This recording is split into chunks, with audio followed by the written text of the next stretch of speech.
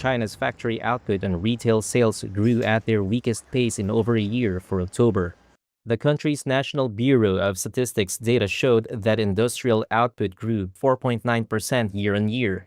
That's the weakest annual pace since August 2024 and down on a 6.5% rise in September of this year. It also missed a 5.5% increase forecast in a Reuters poll. Retail sales, a gauge of consumption, expanded 2.9% last month. That's also China's worst pace since last August, easing from a 3% rise in September compared with a forecast gain of 2.8%. Pressure is now piling on policymakers to revamp the $19 trillion export-driven economy. Policymakers acknowledge the need for change to address historical supply-demand imbalances, lift household consumption, and tackle towering local government debt that keeps provinces from being self-reliant. All the same, they also recognize structural reform will be painful and is fraught with political risk at a time when U.S. President Donald Trump's trade war has ramped up pressure on the economy. Meanwhile, new home prices fell 0.5% month-on-month, the steepest decline since October last year, after a 0.4% drop in September, according to Reuters calculations based on NBS data. The continued decline, especially in September and October, traditionally a peak sales season, highlights the challenges Beijing faces as it seeks to help the sector find its footing amid growth headwinds. China's ruling Communist Party met last month to chart the country's economic course for the next 5 years. They pledged to lift household consumption share of GDP, quote, significantly, while also stressing the need to reinforce its vast industrial base.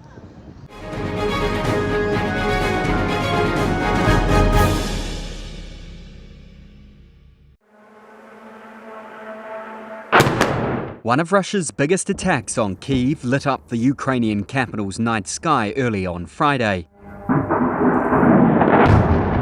Ukraine officials said the massive attack, involving over 400 drones, killed several people as it targeted energy facilities, apartment buildings, and infrastructure. Anastasia described the moment her apartment block was hit.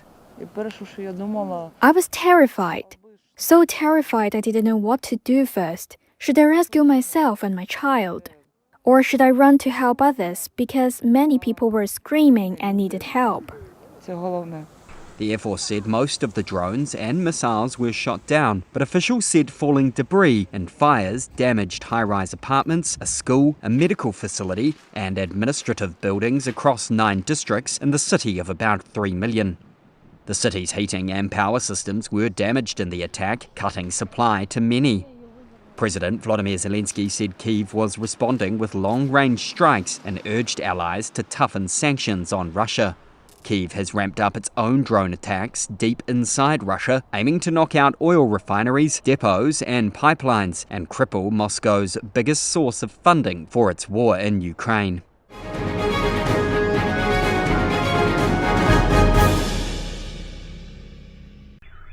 A Ukrainian drone and missile attack hit a key Russian oil export hub Friday, temporarily halting shipments from the Black Sea port of Novorossiysk. Industry sources said the attack forced the suspension of oil exports equivalent to 2.2 million barrels per day, or 2% of global supply. Oil prices rallied by more than 2% on supply fears after the attack. Russian officials said Friday's attack had also damaged a docked ship, apartment buildings, and an oil depot in Novorossiysk, injuring 3 of the vessel's crew members. It comes after Ukraine in August stepped up strikes on Russian oil refineries in an attempt to degrade Moscow's ability to finance its war. Ukrainian President Volodymyr Zelensky said on Friday Kyiv had also fired long-range, long Neptune cruise missiles at targets in Russia overnight, adding that such strikes were getting more successful all the time. He mentioned no targets. The governor of the Russian region where the port is located said on social media that more than 170 people and 50 pieces of equipment dealt with the aftermath of the attack, quickly extinguishing fires and assisting residents. Reuters cannot verify the accounts of the attacks, and there is no immediate comment from a Ukrainian official.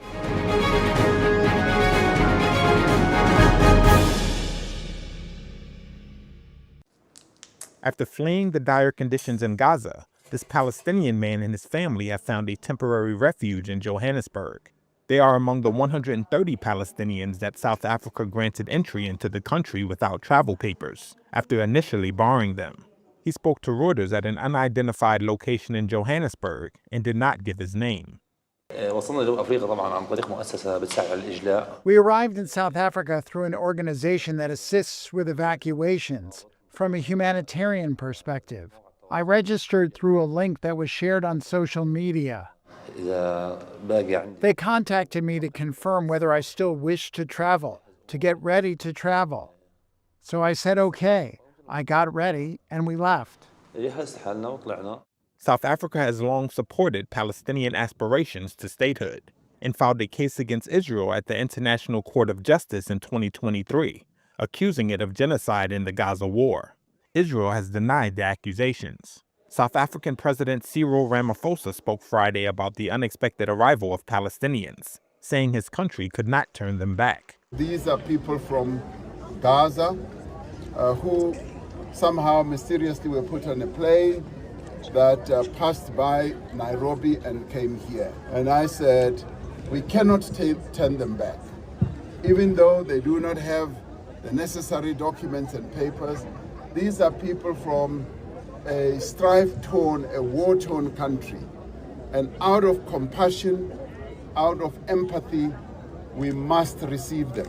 According to border authorities, a group of 153 Palestinians arrived at Johannesburg Airport on a chartered Global Airways flight from Kenya on Thursday, without departure stamps, return tickets, or details of accommodation.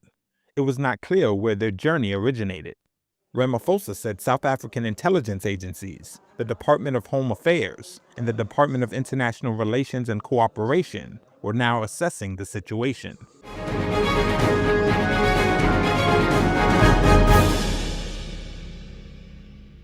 Jeff Bezos just scored a major win in the billionaire's space race. His Blue Origin space company sent 2 NASA satellites towards Mars on Thursday and successfully landed its reusable boosters for the first time.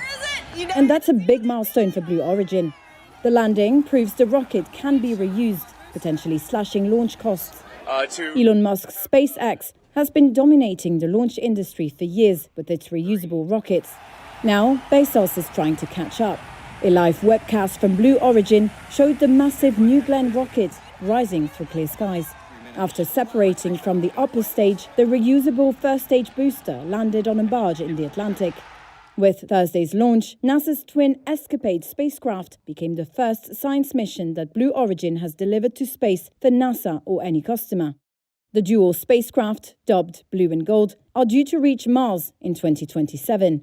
Once there, the satellites will enter synchronized elliptical orbits and study Mars's space weather and magnetic field for nearly a year. NASA paid Blue Origin $18 million for the flight. While Blue Origin initially focused on space tourism, the New Glenn rocket is designed to compete head-to-head with SpaceX for orbital missions.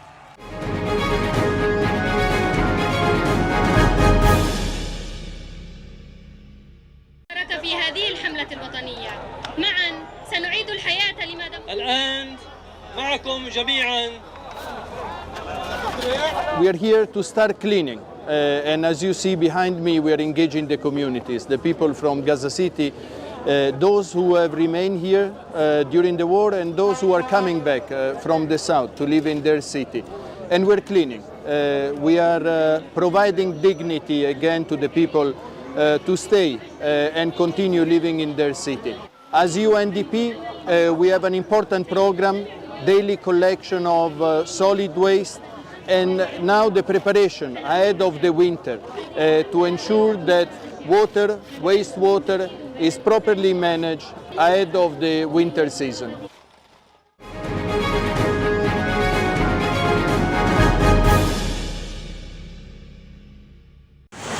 There's a guy trapped in here at the moment. I hope he makes it to safety. Businesses. I guess we'll find out why these ones did. Whether it went over the top or whether they collapsed.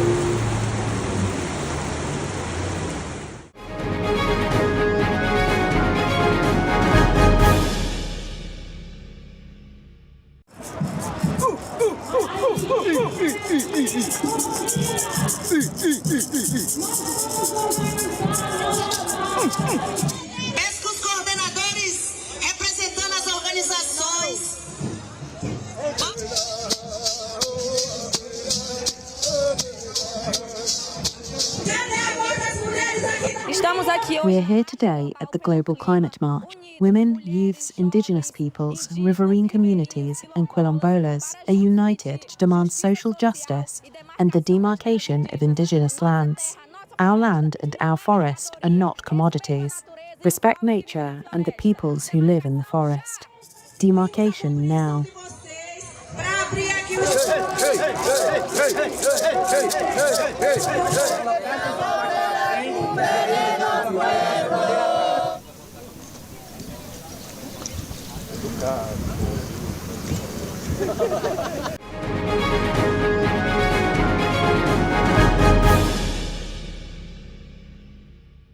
Our sun is a very active star, and in its very hot atmosphere, it produces these huge eruptions, actually of material, but also of magnetic fields as well.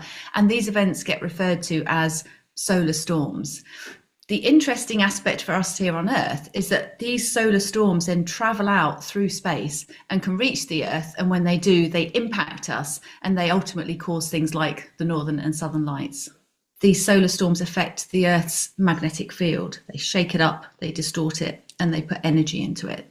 And the knock-on effects of that can be charged particles that get accelerated down from high up above our atmosphere into our atmosphere. The effects can include the generation of electric currents that flow through electricity distribution networks. They can also impact technologies that are important for launching rockets. We've been continuing throughout the day, all of last night, continuing to talk to those critical infrastructure operators, from satellite controllers that are trying to maintain proper orbit levels for low Earth orbiting satellites. They've been dealing with this storm, perhaps burning fuel to make corrections to raise their altitude, because these types of storms can make gravity win the war, and a satellite will burn up in the atmosphere if they don't account for those needed corrections. GPS may be a little bit off, especially precision GPS. So if you need accuracy within a centimeter, that may not be so accurate when these types of storms happen.